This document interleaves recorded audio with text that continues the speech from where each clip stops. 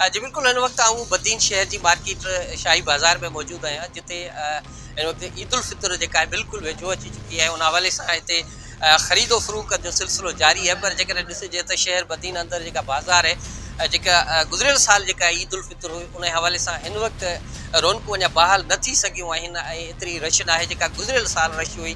ऐं माण्हुनि जे तरफ़ां जेको सो ख़रीदो फ़रोख़्त कई वई पई, मुख़्तलिफ़ जेके शयूं आहिनि कपिड़ा त ख़रीद थी चुका आहिनि। पर हिन वक़्तु जेके बूट वग़ैरह हिन या जेके नंढनि ॿारनि जा कपिड़ा वग़ैरह उन खां अलावा ॿियो जेके औरतुनि तरफ़ां चूड़ियूं वग़ैरह ख़रीद कयूं थियूं वञनि। इन हवाले सां हिकु दुकानदार असां सां गॾु आहे, वधीक असीं उनखां पुछंदासीं त हीअ ईद उन्हनि खे कीअं पई महसूसु थिए, कीअं पियो लॻे, महांगाई जे हवाले सां वधीक असांखे छा था ॿुधायूं। साईं असांखे ॿुधाइजो त हिन वक़्तु जेका गुज़िरियल साल बि ईद थी आहे, हिन साल बि थी आहे, त कीअं था ॾिसो हिन ईद खे? सर हिन साल थोरो ख़रीदारी जो रुझान घटि आहे अॻु जी भेट में न।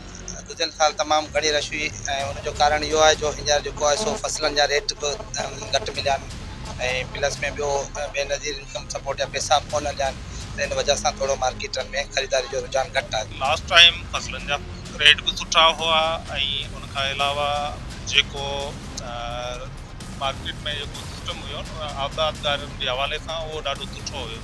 पर हाणे जेको ॾींहुं अचे पियो उनमें गवर्नमेंट उहो सिस्टम कयो आहे जो ॿिज पाण ऐं डीज़ल उन्हनि जा रेट जेके आहिनि उहे हाई वञनि पिया ऐं फसलनि जे रेट खे उहे रिवाइज़ कंदा अचनि, हाणे उहे घटि थींदा अचनि। हिते जेके ख़रीदारी कंदड़ मुख़्तलिफ़ जेके शयूं ख़रीद कंदड़ हुआ रहवासी उन्हनि जूं पाण ॻाल्हियूं ॿुधियूं, गॾोगॾु जेके शहरी दुकानदार हुआ उन्हनि जूं पाण ॻाल्हियूं ॿुधियूं। संदन चवणु आहे त हीअ जेका ईद आहे हिन ईद ते उहा ख़रीदारी न थी सघे जेका गुज़िरियल ईद ते ख़रीदारी थी हुई। जा सबबु ख़ासि इहे आहिनि त हिकु त जेका पाणी जी खोट आहे, ॿियो मुसलसल फसलुनि जो जेको रेट घटि हुजण जे करे जेके आबादगार आहिनि या जेके हारी आहिनि उन्हनि खे बि जेको आहे एतिरो मुनाफ़ो मिली न सघियो आहे।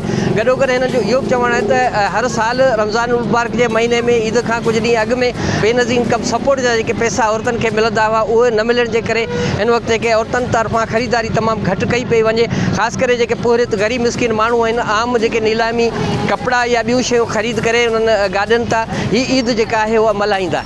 जी।